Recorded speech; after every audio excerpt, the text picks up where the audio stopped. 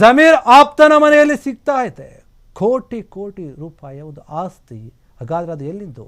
ಲೋಕಾಯುಕ್ತರ ದಾಳಿ ವೇಳೆ ಸಿಕ್ಕಿದೆ. ಕೋಟ್ಯಾಂತರ ಮೌಲ್ಯದ ಆಸ್ತಿ ಸಿಕ್ಕಿದೆ. ಇದೆಲ್ಲವೂ ಕೂಡ ಈಗ ಬಹಿರಂಗ ಆಗ್ತಾ ಇದೆ. ಜಮೀರ್ ಏನಿದ್ದಾರೆ, ಜಮೀರ್ ಅಹಮದ್ ಖಾನ್ ವಸತಿ ಸಚಿವ, ಅವರ ಆಪ್ತನ ಮನೆಯಲ್ಲಿ ಕೋಟಿ ಕೋಟಿ ಆಸ್ತಿ ಸಿಗ್ತಾ ಇದೆ. ಲೋಕಾಯುಕ್ತರು ದಾಳಿಯನ್ನು ನಡೆಸಿದ್ರು, ಆ ವೇಳೆ ಸಿಕ್ಕಿದೆ. ಈ ಆಸ್ತಿಯ ಮೌಲ್ಯ ಮತ್ತು ಬಹಿರಂಗವು ಎಲ್ಲ ಆಗ್ತಾ ಇದೆ.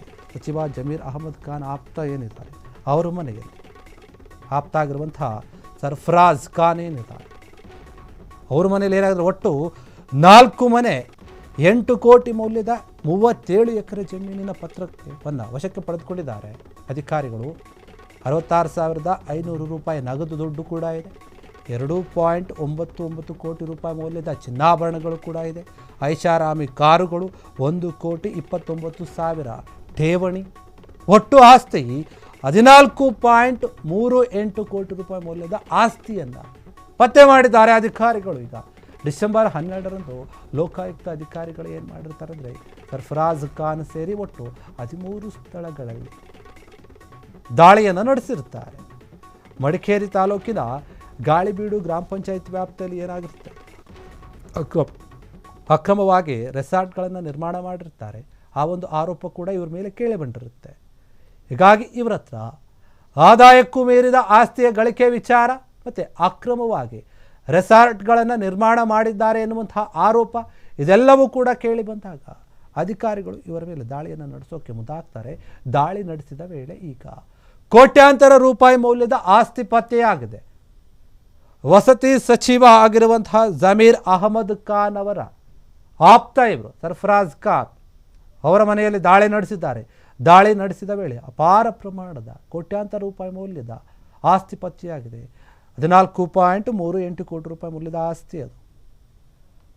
ಹೀಗಾಗಿ ಇದೇ ವಿಚಾರವಾಗಿ ಇನ್ನೂ ಕೂಡ ತನಿಖೆ ನಡೀತಾ ಇದೆ. ದಾಖಲೆಗಳನ್ನು ಪರಿಶೀಲನೆ ನಡೆಸ್ತಾ ಇದ್ದಾರೆ ಅಧಿಕಾರಿಗಳು. ನೋಡಿ, ಇವರ ಹತ್ರ ಸಿಕ್ಕಿರುವಂಥದ್ದು ಐಷಾರಾಮಿ ಕಾರುಗಳಿದೆ.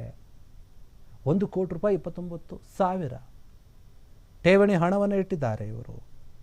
ಅದರ ಜೊತೆಗೆ 66,500 ರೂಪಾಯಿ ಕ್ಯಾಶ್ ಸಿಕ್ಕಿದೆ. 2.99 ಕೋಟಿ ಮೌಲ್ಯದ ಚಿನ್ನಾಭರಣಗಳು, ಚಿನ್ನದ ಒಡವೆಗಳು ಸಿಕ್ಕಿದೆ.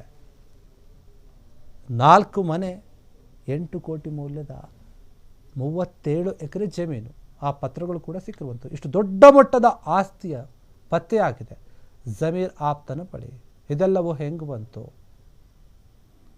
ಅಕ್ರಮವಾಗಿ ಯಾವ್ಯಾವ ರೀತಿಯಲ್ಲಿ ಸಂಪಾದನೆ ಮಾಡ್ತಾ ಇದ್ದಾರೆ, ಅಕ್ರಮ ರೆಸಾರ್ಟ್ಗಳನ್ನು ಕಟ್ಟಿದ್ದಾರೆ ಅಂತ ಹೇಳ್ತಾ ಇದ್ದಾರಲ್ಲ, ಅದರಿಂದ ಎಷ್ಟು ಆದಾಯ ಬರ್ತಾ ಇದೆ? ಬರೀ ರೆಸಾರ್ಟ್ ಮಾತ್ರ ಇದೆಯಾ, ಬೇರೆ ಬೇರೆ ಏನಾದರೂ ಇದೆಯಾ? ಅಷ್ಟು ದೊಡ್ಡ ಪ್ರಮಾಣದ ಚಿನ್ನಾಭರಣಗಳು ಸಿಕ್ಕಿದೆಯಲ್ಲ, ಅವೆಲ್ಲ ಹೆಂಗೆ ಬಂತು?